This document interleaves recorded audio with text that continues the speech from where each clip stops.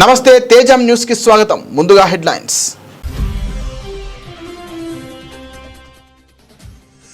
White house లో Zelensky Europe నేతలతో America అధ్యక్షుడి కీలక భేటీ. ఉక్రెయిన్ కు భద్రతా హామీలు ఇచ్చేందుకు పుతిన్ ఒప్పుకున్నారని ట్రంప్ వెల్లడి.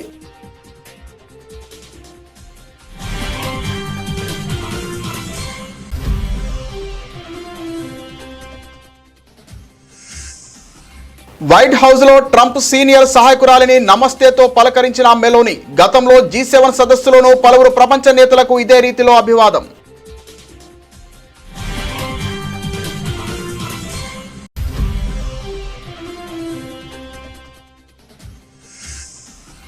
ఇండియా కూటమి అధికారంలోకి వస్తే CECపై చర్యలు. బీహార్లోని గయాలో కీలక వ్యాఖ్యలు చేసిన రాహుల్ గాంధీ.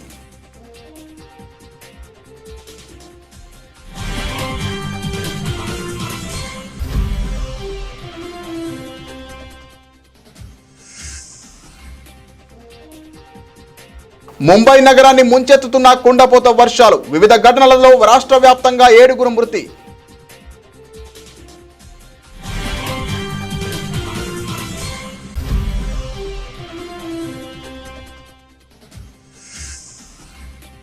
రష్యా అధ్యక్షుడు పుతిన్ కు అలస్కాలో అట్టహాసంగా స్వాగతం. యుద్ధ విమానాల విన్యాసాలు, రెడ్ కార్పెట్ పరిచిన ట్రంప్ సర్కారు.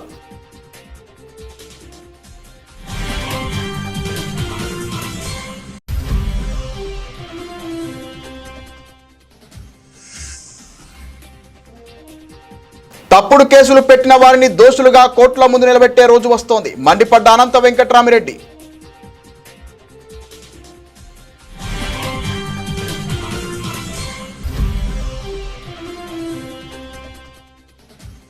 కూకట్పల్లిలో హత్యకు గురైన చిన్నారి కుటుంబాన్ని పరామర్శించిన బీఆర్ఎస్ ఎమ్మెల్యే మాధవరం కృష్ణారావు.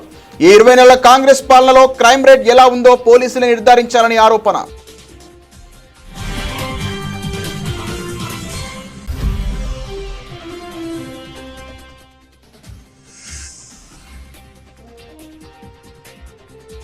అమరావతిలో పులస చేపలు పడతాం. రాజధానిపై వైసీపీ నేతల సెటైర్లు.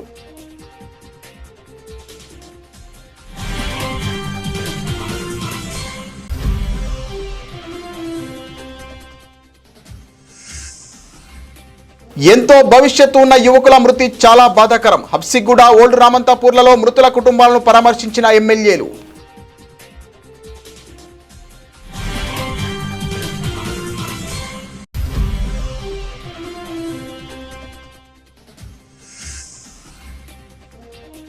వర్షాలపై సీఎస్తో ముఖ్యమంత్రి చంద్రబాబు సమీక్ష. ఉత్తరాంధ్రలో తాజా పరిస్థితిని సీఎంకు వివరించిన సీఎస్ విజయానంద్.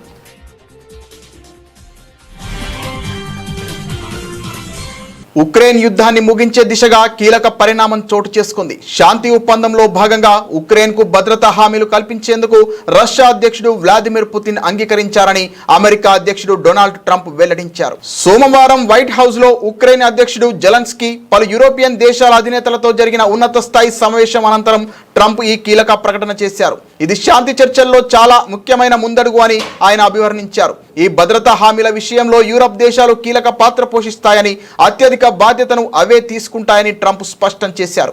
మేము వారికి సహాయం చేస్తాం, భద్రత విషయంలో ఎలాంటి లోటు లేకుండా చూస్తామని ఆయన తెలిపారు.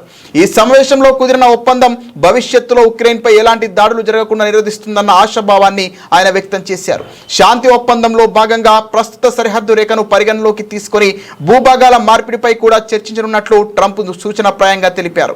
ట్రంప్తో చర్చలు చాలా బాగా జరిగాయని ఉక్రెయిన్ అధ్యక్షుడు జెలెన్స్కీ ఆశాభావం వ్యక్తం చేశారు. తమ దేశానికి బలమైన సైన్యం, ఆయుధాలు, శిక్షణ వంటి సమగ్రమైన భద్రత అవసరమని, దీనికి అమెరికా వంటి పెద్ద దేశాల మద్దతు ఎంతో కీలకమని ఆయన అన్నారు. ఈ సమావేశాల తర్వాత తాను పుతిన్ కు ఫోన్ చేస్తానని, అవసరమైతే పుతిన్, జెలెన్స్కీలతో కలిసి త్రైపాక్షిక సమావేశానికి తాను సిద్ధంగా ఉన్నానని ట్రంప్ ప్రకటించారు. గత ఫిబ్రవరిలో జరిగిన సమావేశంతో పోలిస్తే ఈసారి వైట్ హౌస్ లో వాతావరణం చాలా స్నేహపూర్వకంగా కనిపించింది. గత భేటీలో మిలిటరీ దుస్తుల్లో వచ్చిన జెలెన్స్కీ ఈసారి సూట్ లో రావడం అందరి దృష్టిని ఆకర్షించింది. ఆయన వేషధారణపై ట్రంప్ కూడా సరదాగా వ్యాఖ్యానించారు. ఈ సమావేశంలో NATO secretary general Mark Rutte, European Commission అధ్యక్షురాలు Ursula von der Leyen, Britain ప్రధాని Keir Starmer, France, Germany, Italy, Finland దేశాల ప్రతినిధులు పాల్గొన్నారు. బ్రిటన్ ప్రధాని Keir Starmer, France, Germany, Italy, Finland దేశాధినేతలు పాల్గొన్నారు.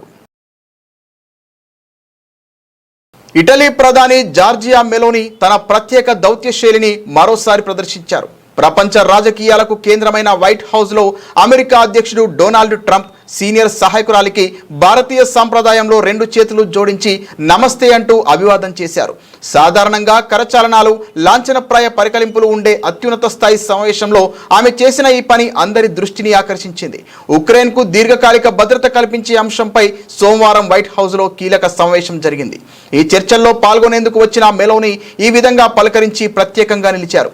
మెలోని ఇలా నమస్కారం పెట్టడం ఇదే మొదటిసారి కాదు. గతేడాది జూన్లో ఇటలీలో జరిగిన G7 సదస్సులో భారత ప్రధాని నరేంద్ర మోదీ, బ్రిటన్ ప్రధాని రిషి సునాక్, యూరోపియన్ కమిషన్ అధ్యక్షురాలు ఉర్సులా వాన్ డెర్ లేయన్ వంటి పలువురు ప్రపంచ నేతలకు ఆమె ఇదే రీతిలో నమస్కరించి వార్తల్లో నిలిచారు. రష్యాతో ప్రత్యక్ష యుద్ధానికి దారి తీయకుండా ఉక్రెయిన్కు పటిష్టమైన భద్రతా హామీలు ఎలా ఇవ్వాలన్న దానిపై ఈ సమావేశంలో ప్రధానంగా చర్చించారు. ఈ భేటీలో ఉక్రెయిన్ అధ్యక్షుడు వొలోదిమిర్ జెలెన్స్కీ, ట్రంప్, పలువురు యూరోపియన్ దేశాల నేతలు పాల్గొన్నారు. ఈ సందర్భంగా మెలోని ఒక కీలక ప్రతిపాదనను ముందుకు తెచ్చారు. ఉక్రెయిన్ను అధికారికంగా నాటో కూటమిలో చేర్చుకోకుండానే నాటోలోని ఆర్టికల్ 5 తరహాలో సామూహిక రక్షణ కల్పించాలని ఆమె సూచించారు. ఈ ప్రతిపాదనపై మెలోని మాట్లాడుతూ, పశ్చిమ దేశాల ఐక్యతే శాంతిని నెలకొల్పడానికి మన దగ్గర ఉన్న అత్యంత శక్తివంతమైన ఆయుధం. ఉక్రెయిన్కు నాటో ఆర్టికల్ 5 స్ఫూర్తితో రక్షణ హామీలు ఇవ్వాలన్న మా ప్రతిపాదనకు మిత్ర దేశాల నుంచి మద్దతు లభిస్తోంది. ప్రస్తుతం జరుగుతున్న దౌత్యపరమైన చర్చల్లో ఇది కూడా ఒక భాగంగా మారిందని ఆమె వివరించారు. ఈ వ్యూహం ద్వారా ఉక్రెయిన్ భవిష్యత్తుకు భరోసా ఇస్తూనే రష్యా ఆందోళనలను కూడా పరిగణలోకి తీసుకున్నట్లు అవుతోందని మెలోని అభిప్రాయపడ్డారు. ఓటర్ అధికార్ యాత్రలో భాగంగా బీహార్లోని గయాలో నిర్వహించిన బహిరంగ సభలో కాంగ్రెస్ పార్టీ అగ్రనేత, లోక్సభలో ప్రతిపక్ష నేత రాహుల్ గాంధీ కీలక వ్యాఖ్యలు చేశారు. కేంద్ర ప్రభుత్వాన్ని, ఎన్నికల కమిషన్ను ఆయన తీవ్రంగా విమర్శించారు. ఓట్ల అవకతవకల వ్యవహారం వెలుగు చూసినప్పటి నుండి ఈసీ ఇంకా తనను అఫిడవిట్ దాఖలు చేయాలని కోరుతోందని ఆయన ఎద్దేవా చేశారు. ఇంకా కొంత సమయం ఇస్తే ప్రతి అసెంబ్లీ, లోక్సభ స్థానంలో ఎన్నికల సంఘం లోపాలను ప్రజల ముందు ఉంచుతామని, దాంతో వారే ఈసీని అఫిడవిట్ ఇవ్వాలని అడుగుతారని రాహుల్ గాంధీ వ్యాఖ్యానించారు. ప్రధాని మోదీ స్పెషల్ ప్యాకేజీ గురించి మాట్లాడినట్లే ఈసీ కూడా ఓటర్ల జాబితా ప్రత్యేక సమగ్ర సవరణ పేరిట బీహార్ కోసం ప్రత్యేక ప్యాకేజీ తీసుకొచ్చిందని, ఇది ఓట్ల చోరీకి కొత్త రూపమని విమర్శించారు. బీహార్ ప్రజలు ఇది జరగనివ్వరని అన్నారు. బీహార్లో కేంద్రంలో ఇండియా కూటమి ఏర్పడే రోజు వస్తోందని, అప్పుడు ఓట్ల చోరీ వ్యవహారంలో ప్రమేయం ఉన్న సిఈసితో పాటు ఎన్నికల కమిషనర్లపైన చర్యలు తీసుకుంటామని రాహుల్ హెచ్చరించారు. అంతకుముందు ఔరంగాబాద్ జిల్లాలో ఓట్లు కోల్పోయిన పౌరులతో రాహుల్ గాంధీ సమావేశమయ్యారు. అందుకు సంబంధించిన వీడియోను ఎక్స్లో పోస్ట్ చేశారు. గత 4-5 ఎన్నికల్లో ఓట్లు వేసిన వారి ఓట్లను కూడా చోరీ చేశారన్నారు. తాము పేదల హక్కుల కోసం పోరాడుతున్నామని, ఓట్ల చోరీకి అడ్డుకట్ట వేస్తామని రాహుల్ పేర్కొన్నారు. ये देश जो है भारत माता, ये संविधान जो है ये भारत माता का संविधान है, ये भारत माता का संविधान है. इसको अंबेडकर जी ने, गांधी जी ने, नेहरू जी ने, पटेल जी ने लिखा है, बनवाया है, मगर इसमें 3000 साल पुरानी आवाज है, हिंदुस्तान की आत्मा की आवाज है.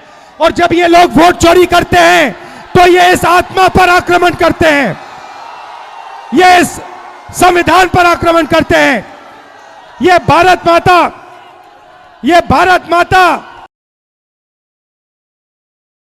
దేశ ఆర్థిక రాజధాని ముంబై నగరాన్ని భారీ వర్షాలు అతలాకుతలం చేస్తున్నాయి. గత 3 రోజులుగా ఎడతెరిపి లేకుండా కురుస్తున్న కుండపోత వాన్లతో మహానగరం స్తంభించిపోయింది. అనేక ప్రాంతాలు నీట మునిగి జనజీవనం అస్తవ్యస్తంగా మారింది. ఈ నేపథ్యంలో భారత వాతావరణ శాఖ ఐఎండీ నేడు రెడ్ అలర్ట్ జారీ చేయడంతో Brihan Mumbai municipal corporation BMC అప్రమత్తమైంది. నగరంలోని అన్ని పాఠశాలలు, కళాశాలలకు మంగళవారం సెలవు ప్రకటించింది. నిన్న కురిసిన వర్షాలకు ముంబైలోని పలు లోతట్టు ప్రాంతాలు పూర్తిగా జలమయమయ్యాయి. రోడ్లపై నీరు నిలిచిపోవడంతో ట్రాఫిక్ కు తీవ్ర అంతరాయం ఏర్పడింది. కొన్ని చోట్ల చెట్లు కూలిపోవడంతో ప్రయాణికులు తీవ్ర ఇబ్బందులు ఎదుర్కొన్నారు. విమానాశ్రయానికి వెళ్లే దారుల్లో నీరు చేరడంతో ప్రయాణికులు ముందుగానే బయలుదేరాలని ఇండిగో ఎయిర్లైన్స్ సూచించింది. ఈ వర్షాల కారణంగా రాష్ట్ర వ్యాప్తంగా ఇప్పటి వరకు 7 మరణించినట్లు ముఖ్యమంత్రి దేవేంద్ర ఫడ్నవీస్ కార్యాలయం ఒక ప్రకటనలో తెలిపింది. ముంబైలో జరిగిన వేర్వేరు విషాద ఘటనలు తీవ్ర ఆవేదనకు గురిచేశాయి. గోద్రేజ్ బాగ్ అపార్ట్మెంట్ లో గోడ కూలి సతీష్ టిర్కే అనే వాచ్మెన్ మృతి చెందాడు. వాల్మీకి నగర్ లో వ్యక్తి డ్రైనేజీలో కొట్టుకుపోగా ఎన్డీఆర్ఎఫ్ బృందాలు అతని కోసం గాలిస్తున్నాయి. మరో దారుణ ఘటనలో పాఠశాల నుంచి కుమారుడిని తీసుకువస్తున్న యూలోజియస్ సెల్వరాజ్ అనే మహిళ, ఆమె 7 ఏళ్ల కుమారుడు ఆంటోనీ బస్సు ఢీకొని ప్రాణాలు కోల్పోయారు. కేవలం 81 గంటల వ్యవధిలోనే ముంబైలో 550 మిల్లీమీటర్ల వర్షపాతం నమోదైంది. ఇది దాదాపు ఆగస్టు నెల సగటు వర్షపాతంతో సమానం కావడం గమనార్హం. నగరానికి తాగునీరు అందించే 7 సరస్సులలో ఒకటైన విరార్ సరస్సు సోమవారం మధ్యాహ్నం నిండి పొంగి పొర్లింది. రత్నగిరి, రాయ్గఢ్, హింగోలి జిల్లాల్లోనూ భారీ వర్షాలు కురుస్తున్నాయని అధికారులు అప్రమత్తంగా ఉండాలని సీఎం ఫడ్నవీస్ ఆదేశించారు. महाराष्ट्र के करीब पिछले 2 दिनों में बहुत बड़े पैमाने पर बारिश हुई है. कई जिलों में रेड अलर्ट और ऑरेंज अलर्ट है और अगले 3 दिन भी अगर हम देखिए 21 तारीख तक विशेष रूप से महाराष्ट्र के आधे जिलों में कई रेड अलर्ट है, कई ऑरेंज अलर्ट है और इसके चलते बड़े पैमाने पर हम लोगों ने जो एहतियात बरतनी है उसके बारे में अभी चर्चा की है. हमारे जो कंट्रोल रूम है उस कंट्रोल रूम से सारे जिलों में जो हमारी यंत्रणा है उस यंत्रणा को अलर्ट दिया गया है. अलग अलग जगह पर जिस प्रकार से नुकसान हो रहा है वहाँ मदद देने की कोशिश कर रहे हैं और आगे में जो डिजास्टर आ सकता है उसका मिटिगेशन करने का प्रयास चल रहा है. हमारे बाजू के जो राज्य है, चाहे वो तेलंगाना हो चाहे कर्नाटक हो, इनके साथ भी बातचीत करते हुए वहां से जो डिस्चार्ज पानी का है उसको ठीक से अगर मेंटेन करे तो बाढ़ की परिस्थिति न आए, इस प्रकार की व्यवस्था की गई है. विशेष रूप से कोकण में जहां बहुत అమెరికా అధ్యక్షుడు డొనాల్డ్ ట్రంప్ అనుసరిస్తున్న విదేశాంగ విధానం మరోసారి ప్రపంచవ్యాప్తంగా చర్చనీయాంశమైంది. కొన్ని రోజుల వ్యవధిలో రష్యా, ఉక్రెయిన్ అధ్యక్షులతో ఆయన జరిపిన సమావేశాల్లో కనబరిచిన వైరుధ్యం అందరినీ ఆశ్చర్యానికి గురిచేస్తోంది. ఒకరికి రాచ మర్యాదలు చేసి మరొకరిని సాధారణంగా పలకరించడం ద్వారా ట్రంప్ తన దౌత్యంలో వింత పోకడలను ప్రదర్శిస్తున్నారు. ఆగస్టు 15న రష్యా అధ్యక్షుడు వ్లాదిమిర్ పుతిన్తో ట్రంప్ అలస్కాలో సమావేశమయ్యారు. ఈ భేటీ అత్యంత అట్టహాసంగా జరిగింది. అమెరికాకు చెందిన B-2 స్టెల్త్ బాంబర్లు, F-22 రాఫ్టర్ యుద్ధ విమానాలు ఆకాశంలో గర్జిస్తుండగా పుతిన్ కు స్వాగతం పలికారు. ఇరువురు నేతలు రెడ్ కార్పెట్ పై నడుస్తూ కరచాలనం చేసుకుని కెమెరాలకు ఫోజులిచ్చారు. దాదాపు 6 ఏళ్ల తర్వాత తొలిసారిగా భేటీ అయిన వీరిద్దరూ ఒకే కారులో ప్రయాణించడం విశేషం. కొన్ని రోజుల క్రితం వరకు పుతిన్ ను పిచ్చివాడు అని విమర్శించిన ట్రంప్ ఒక్కసారిగా ఆయనకు ఇంతటి గౌరవం ఇవ్వడం గమనార్హం. పుతిన్ తో భేటీ తర్వాత వాషింగ్టన్ లో ఉక్రెయిన్ అధ్యక్షుడు వొలోదిమిర్ జెలెన్స్కీతో ట్రంప్ సమావేశమయ్యారు. అయితే ఈ భేటీ అత్యంత నిరాడంబరంగా ఎలాంటి ఆర్భాటం లేకుండా ముగిసింది. జెలెన్స్కీ కోసం రెడ్ కార్పెట్ కానీ సైనిక వందనం కానీ ఏర్పాటు చేయలేదు. గతంలో టీ-షర్ట్ తో సమావేశానికి వచ్చారని విమర్శలు రావడంతో ఈసారి ట్రంప్ సూచన మేరకు జెలెన్స్కీ ఫార్మల్ సూట్ లో హాజరయ్యారు. ఈ సందర్భంగా ట్రంప్ జెలెన్స్కీ దుస్తులను మెచ్చుకున్నారు. ఇరుపక్షాలు యుద్ధాన్ని ముగించాలని కోరుకుంటున్నాయి, కానీ ఇది అంత సులభం కాదని వ్యాఖ్యానించారు. ట్రంప్ తీరు చూస్తుంటే ఆయన ప్రపంచంలో ఉన్న అన్ని యుద్ధాలను తానే ఆపినట్లుగా ఘనత దక్కించుకోవాలని ప్రయత్నిస్తున్నట్లు విశ్లేషకులు భావిస్తున్నారు. 6 నెలల్లో 6 యుద్ధాలను ఆపానని ఇప్పటికే పలుమార్లు ప్రకటించుకున్న ఆయన రష్యా, ఉక్రెయిన్ యుద్ధాన్ని కూడా తన ఖాతాలో వేసుకొని నోబెల్ శాంతి బహుమతి పొందాలని ఆశిస్తున్నట్టు తెలుస్తోంది. తన సోషల్ మీడియా ప్లాట్ఫామ్ ట్రూత్ సోషల్లో కాల్పుల విరమణ గురించి ప్రకటించిన ప్రతిసారి క్షేత్రస్థాయిలో దాడులు పెరగడం పరిపాటిగా మారింది. ట్రంప్ అధ్యక్షుడిగా బాధ్యతలు చేపట్టి 8 నెలలు గడిచినా ఇరు దేశాల మధ్య దాడులు, ప్రతిదాడులు కొనసాగుతూనే ఉన్నాయి. ట్రంప్ దౌత్యం కేవలం ఆర్భాటాలకే పరిమితమైంది తప్ప వాస్తవ శాంతి స్థాపనకు దోహదపడడం లేదని అంతర్జాతీయ నిపుణులు అభిప్రాయపడుతున్నారు. అరెస్టులు, తప్పుడు కేసులతో జగన్మోహన్ రెడ్డిని మానసికంగా వేధించవచ్చని, పార్టీని బలహీనపరచవచ్చని కూటమి ప్రభుత్వం భావిస్తోంది. మా నాయకులను నియోజకవర్గాల్లోకి రానియకుండా అడ్డుకుంటున్నారు. కోర్టులు చెప్పినా కూడా తాడిపత్రికి పెద్దిరెడ్డిని రానియకుండా చేయడం చూస్తే ఈ ప్రభుత్వం ఎంత దారుణంగా వ్యవహరిస్తోందో తెలుస్తోంది. తప్పుడు కేసులు పెట్టిన వారిని దోషులుగా కోర్టుల ముందు, ప్రజల ముందు నిలబెట్టే రోజు వస్తోందని అనంతపురం జిల్లా వైఎస్ఆర్సీపీ అధ్యక్షులు అనంత వెంకట్రామిరెడ్డి అన్నారు. ఈరోజు ఈ రాష్ట్రంలో ఒక విచిత్రమైన పరిస్థితులు నెలకొన్నాయి. కేవలం రాజకీయ కక్ష సాధింపులే చేసే విధంగా కూడా ఈరోజు ప్రభుత్వం అనేది, కూటమి ప్రభుత్వం కూడా ముందుకు పోతా ఉంది. మరీ ముఖ్యంగా ఈ లిక్కర్ స్కామ్ అనేది చంద్రబాబు నాయుడు గారు అల్లిన కట్టుకథ. ఆ కట్టుకథ ఆధారంతోనే ఈరోజు సిట్ అధికారులు కూడా ఎంక్వైరీ చేస్తూ సరైన ఆధారాలు లేకపోయినా కూడా కాలయాపనతో వీళ్ళందరూ కూడా గడుపుతున్నారు.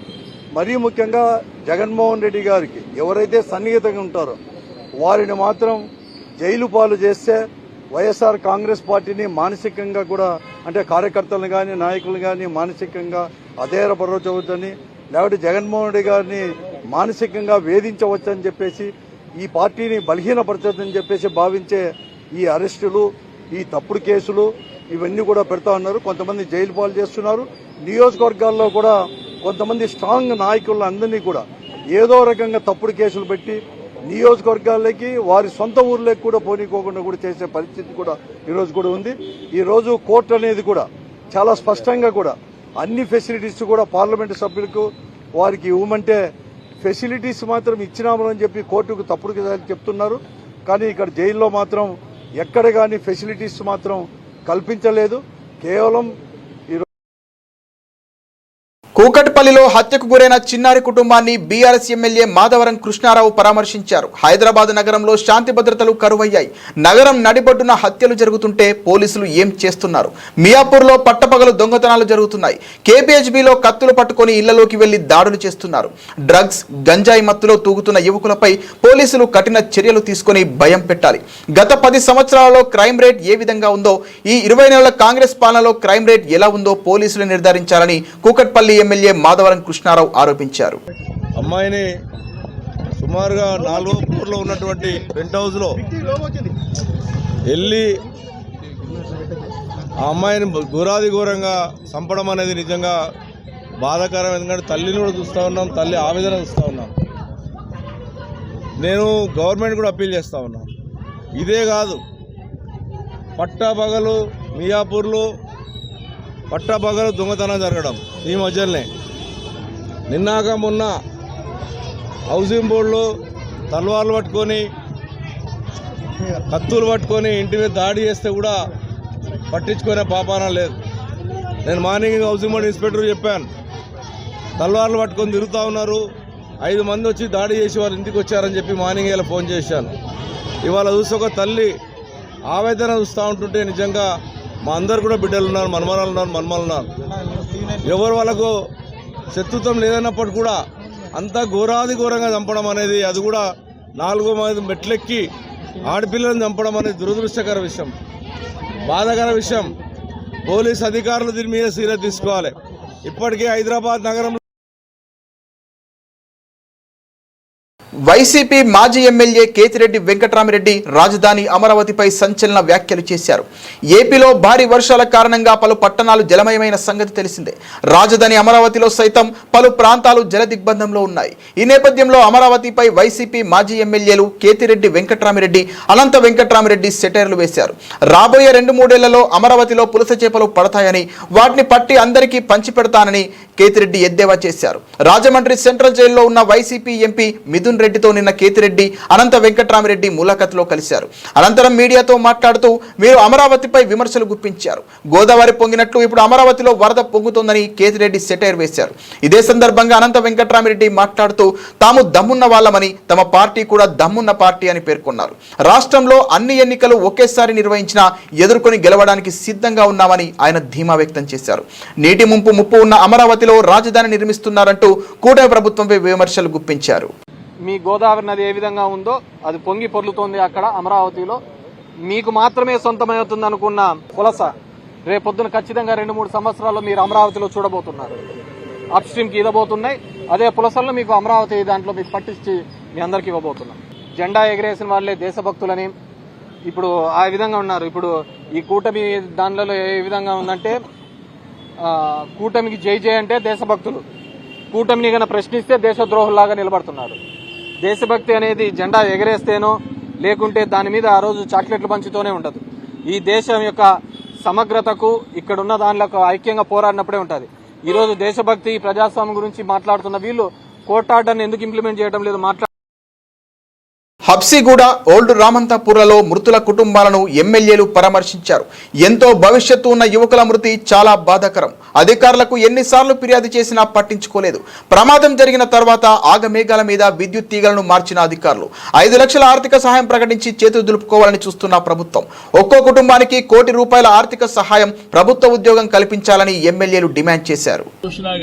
ఏ ప్రికాషన్స్ తీసుకోవాలనో, ఏ జాగ్రత్తలు తీసుకోవాలనో ఎక్కడ కూడా తీసుకున్న దాఖలాలు లేవు. టీవీలో మాత్రం, పేపర్లో మాత్రం చాలా అలర్ట్ గా ఉన్నామని చెప్పి ఒక ప్రకటనలు చేస్తుంది. రాత్రి జరిగిన సంఘటనకు మీ ప్రభుత్వం బాధ్యత కదా? ప్రభుత్వ బాధ్యతనే కదా.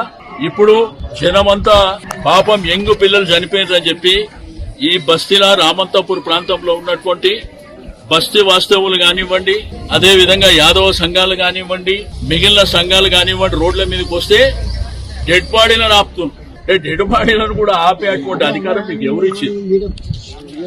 కాబట్టి మీరు ఈ డెడ్ బాడీలు శ్మశాన వాటిక చేరాలంటే ప్రభుత్వం వెంటనే మీ ముఖ్యమంత్రులు మీ మంత్రులు వచ్చి వాళ్ళతో మాట్లాడిన తర్వాతనే మిగిలిన కార్యక్రమాలు చేయాలని చెప్పి నేను ఈ సందర్భంగా తెలియజేస్తా ఉన్నాను. మేము కూడా ప్రభుత్వాలను నడిపించినాం, కానీ చాలా కేర్ఫుల్.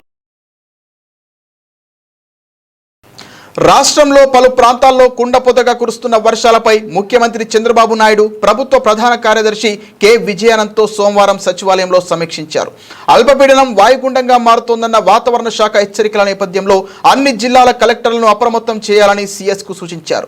ముఖ్యంగా ఉత్తరాంధ్రలో పలుచోట్ల నదులు వాగులు ఉప్పొంగి ప్రవహించడం, కొండ ప్రాంతాలు కోతలకు గురి కావడంతో అధికారులు ముందస్తు జాగ్రత్త చర్యలు తీసుకోవాలని ఆదేశించారు. ఎక్కడా ఎలాంటి అవాంఛనీయ సంఘటనలు తలెత్తకుండా చర్యలు చేపట్టాలని స్పష్టం చేశారు.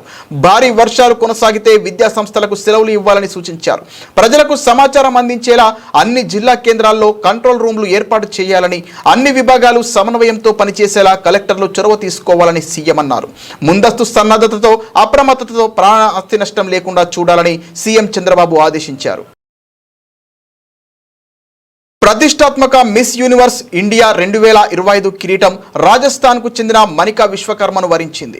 సోమవారం రాత్రి జైపూర్లో అట్టహాసంగా జరిగిన ఫైనల్స్ లో ఆమె విజేతగా నిలిచారు. గత ఏడాది విజేత రియా సింగా మనికకు కిరీటాన్ని అలంకరించారు. ఈ విజయంతో మనికా ఈ ఏడాది నవంబర్లో థాయిలాండ్ లో జరగనున్న 74వ మిస్ యూనివర్స్ పోటీల్లో భారతదేశానికి ప్రాతినిధ్యం వహించనున్నారు. ఇదే పోటీలో ఉత్తరప్రదేశ్ కు చెందిన Tanya Sharma first runner up గా, హర్యానాకు చెందిన Mehak Dhingra second runner up గా, Amishi Kaushik third runner up గా నిలిచారు. రాజస్థాన్లోని శ్రీ గంగానగర్ కు చెందిన మనికా ప్రస్తుతం ఢిల్లీలో నివసిస్తున్నారు. పొలిటికల్ సైన్స్, ఎకనామిక్స్ లో చివరి సంవత్సరం చదువుతున్న ఆమె చిన్న వయసులోనే బహుముఖ ప్రజ్ఞాశాలిగా గుర్తింపు పొందారు.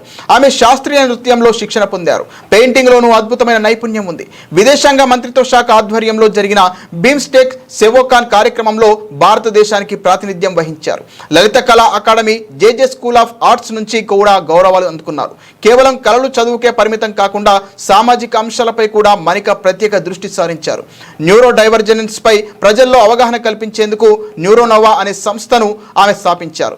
ఏడీహెచ్డీ వంటి సమస్యలను లోపాలుగా కాకుండా ప్రత్యేకమైన మేధోశక్తులుగా చూడాలని ఆమె తన ప్లాట్ఫామ్ ద్వారా ప్రచారం చేస్తున్నారు. విజయం అనంతరం మనికా మాట్లాడుతూ, నా ప్రస్థానం నా సొంత ఊరు గంగానగర్ నుంచి మొదలైంది. ఢిల్లీ వచ్చి ఈ పోటీల కోసం సిద్ధమయ్యాను. మనలో ఆత్మవిశ్వాసం, ధైర్యం పెంచుకోవాలి. నా ఈ ప్రయాణంలో ప్రతి ఒక్కరి పాత్ర ఉంది. నాకు సాయం చేసి నన్ను ఈ స్థాయికి తీసుకొచ్చిన ప్రతి ఒక్కరికి ధన్యవాదాలు. పోటీలు కేవలం ఒక రంగం కాదు, అవి వ్యక్తిత్వాన్ని నిర్మించే ఒక ప్రపంచమని ఆమె తన ఆనందాన్ని పంచుకున్నారు. గత వారం భారీ నష్టాలను చవిచూసిన దేశీయ సూచీలు ఈ వారాన్ని భారీ లాభాలతో ప్రారంభించాయి. జీఎస్టీలో సంస్కరణలు, ఉక్రెయిన్ రష్యా యుద్ధం ముగింపు విషయంలో గుడ్ న్యూస్ వచ్చే అవకాశం ఉందన్న వార్తలు వస్తుండటంతో మదుపర్లు కొనుగోళ్లకు మొగ్గు చూపారు. అంతర్జాతీయంగా సానుకూలాంశాలు కూడా కలిసి రావడంతో సెన్సెక్స్, నిఫ్టీ లాభాలతో రోజును ముగించాయి. 700 పాయింట్ల లాభంతో మొదలైన సెన్సెక్స్ రోజంతా లాభాల్లోనే కదలాడింది. ఒక దశలో 1200 పాయింట్లకు పైగా లాభపడి 81,765 వద్ద ఇంట్రాడే గరిష్టానికి చేరుకుంది. చివరకు సెన్సెక్స్ 676 పాయింట్ల లాభంతో 81,273 వద్ద రోజును ముగించింది. మరోవైపు నిఫ్టీ కూడా సెన్సెక్స్ బాటలోనే కదలాడింది. చివరకు 245 పాయింట్ల లాభంతో 24,876 వద్ద స్థిరపడింది. సెన్సెక్స్ లో Maruti Suzuki, Ashok Leyland, PG Electroplast, Amber Enterprises, Blue Star షేర్లు లాభాలను ఆర్జించాయి. Glenmark, Suzlon Energy, Kalyan Jewellers, BEL, Torrent Power షేర్లు నష్టాల బాటలో నడిచాయి. నిఫ్టీ మిడ్ క్యాప్ ఇండెక్స్ 608 పాయింట్లు లాభపడింది. బ్యాంక్ నిఫ్టీ 393 పాయింట్లు ఆర్జించింది. డాలర్తో పోల్చుకుంటే రూపాయి మారకం విలువ 87.35గా ఉంది. ఒకప్పుడు భారత క్రికెట్ జట్టుకు నెక్స్ట్ గ్రేట్ ఫినిషర్ అంటూ ప్రశంసలు అందుకున్న యువ సంచలనం రింకు సింగ్ కెరియర్ ఇప్పుడు ప్రమాదంలో పడింది. 2023 ఐపీఎల్లో కోల్కతా నైట్ రైడర్స్ తరపున 574 పరుగులతో సత్తా చాటి అన్స్టాపబుల్ గా కనిపించిన ఈ ఉత్తరప్రదేశ్ ఆటగాడు ఇప్పుడు ఫామ్ కోల్పోయి తీవ్రంగా ఇబ్బంది పడుతున్నాడు. ఆకాశమంత ఎత్తుకు ఎదుగుతాడనుకున్న రింకు అనూహ్యంగా కిందకు పడిపోవడంతో రాబోయే ఆసియా కప్ కు అతని ఎంపికపై నీలినీడలు కమ్ముకున్నాయి. రింకు సింగ్ అంతర్జాతీయ T20 కెరీర్ ను రెండు భాగాలుగా చూడవచ్చు. గత ఏడాది బంగ్లాదేశ్ సిరీస్ వరకు అతడు ఆడిన 19 ఇన్నింగ్స్లలో 59.87 సగటు, 175.45 స్ట్రైక్ రేట్తో 479 పరుగులు చేశాడు. ఇందులో 3 అర్ధశతకాలు కూడా ఉన్నాయి. అయితే ఆ తర్వాత అతడి ప్రదర్శన గ్రాఫ్ ఒక్కసారిగా పడిపోయింది. దక్షిణాఫ్రికా, ఇంగ్లాండ్తో జరిగిన గత 2 సిరీస్లలో కలిపి 7 మ్యాచ్లు ఆడిన రింకు కేవలం 13.40 సగటుతో 67 పరుగులు మాత్రమే చేయగలిగాడు. అతడి స్ట్రైక్ రేట్ కూడా 101.51కి పడిపోవడం ఆందోళన కలిగించే విషయం. అంతర్జాతీయ క్రికెట్లోనే కాకుండా ఐపీఎల్లోనూ రింకు మెరుపులు మాయమయ్యాయి. 2023లో అద్భుతంగా రాణించిన రింకు సింగ్ 2024 సీజన్లో 18.66 సగటుతో 168 పరుగులు, 2025 సీజన్లో 29.42 సగటుతో 206 పరుగులు మాత్రమే చేసి నిరాశపరిచాడు. గత 28 ఐపీఎల్ మ్యాచ్లలో రింకు ఒక్క అర్ధశతకం కూడా చేయలేకపోవడం అతని ఫామ్ కు అద్దం పడుతోంది. విశ్లేషకుల అభిప్రాయం ప్రకారం ఐపీఎల్లో అతడి బ్యాటింగ్ స్థానం తరచూ మారడమే ఈ వైఫల్యాలకు ప్రధాన కారణంగా కనిపిస్తోంది. చాలా మ్యాచ్లలో అతన్ని 6, 7 లేదా 8వ స్థానంలో బ్యాటింగ్ కు పంపడంతో క్రీజులో కుదురుకునేందుకు తగిన సమయం దొరకలేదు. 2025 ఐపీఎల్లో అతడు 20 బంతులకు పైగా ఆడిన ఒక మ్యాచ్లో 144 స్ట్రైక్ రేట్తో 36 పరుగులు చేశాడు. కానీ ఆ తర్వాత మళ్లీ అతన్ని కింది వరుసలో పంపడంతో ఆత్మవిశ్వాసం దెబ్బతీసింది. ఒకప్పుడు జట్టులో తన స్థానాన్ని సుస్థిరం చేసుకుంటాడని భావించిన రింకు సింగ్ ఇప్పుడు జట్టులో చోటు కోసమే పోరాడాల్సిన పరిస్థితికి చేరుకున్నాడు. అతడి గత ప్రతిభను నమ్మి సెలెక్టర్లు ఆసియా కప్ కు అవకాశం ఇస్తారా, లేక ప్రస్తుత ఫామ్ ను పరిగణలోకి తీసుకొని పక్కన పెడతారా అన్నది వేచి చూడాలి. బులెటిన్ ముగించే ముందు హెడ్లైన్స్ మరోసారి. వైట్ హౌస్ లో జెలెన్స్కీ, యూరప్ నేతలతో అమెరికా అధ్యక్షుడి కీలక భేటీ. ఉక్రెయిన్ కు భద్రతా హామీలు ఇచ్చేందుకు పుతిన్ ఒప్పుకున్నారని ట్రంప్ వెల్లడి.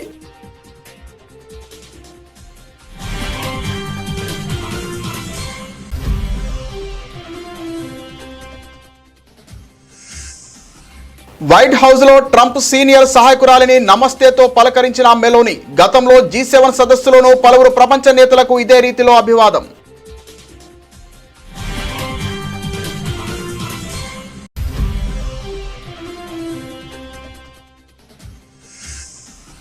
ఇండియా కూటమి అధికారంలోకి వస్తే CECపై చర్యలు. బీహార్లోని గయాలో కీలక వ్యాఖ్యలు చేసిన రాహుల్ గాంధీ.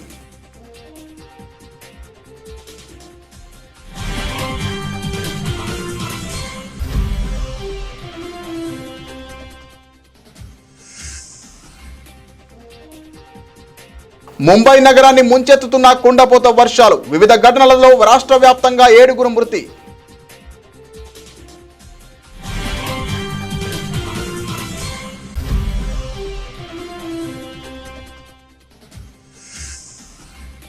రష్యా అధ్యక్షుడు పుతిన్ కు అలస్కాలో అట్టహాసంగా స్వాగతం. యుద్ధ విమానాల విన్యాసాలు, రెడ్ కార్పెట్ పరిచిన ట్రంప్ సర్కారు.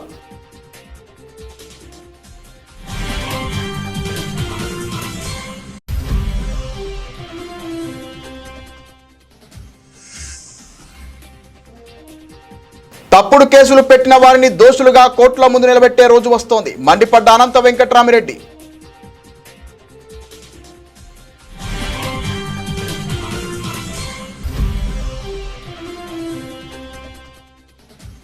కూకట్పల్లిలో హత్యకు గురైన చిన్నారి కుటుంబాన్ని పరామర్శించిన బీఆర్ఎస్ ఎమ్మెల్యే మాధవరం కృష్ణారావు. ఈ 20 నెలల కాంగ్రెస్ పాలనలో క్రైమ్ రేట్ ఎలా ఉందో పోలీసులు నిర్ధారించాలని ఆరోపణ.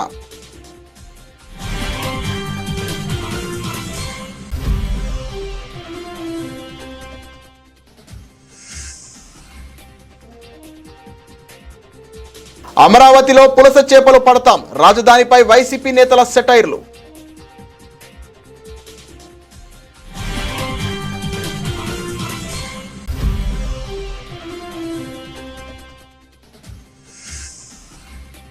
ఎంతో భవిష్యత్తు ఉన్న యువకుల మృతి చాలా బాధాకరం. హబ్సిగూడ, ఓల్డ్ రామంతాపూర్లలో మృతుల కుటుంబాలను పరామర్శించిన ఎమ్మెల్యేలు.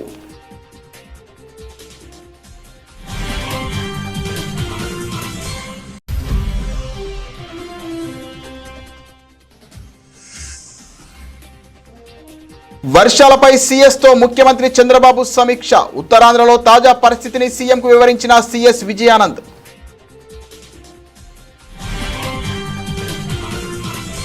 ఇది ఇవాల్టి బులెటిన్. మరిన్ని వార్తల సమాహారంతో మళ్ళీ కలుద్దాం. నమస్తే.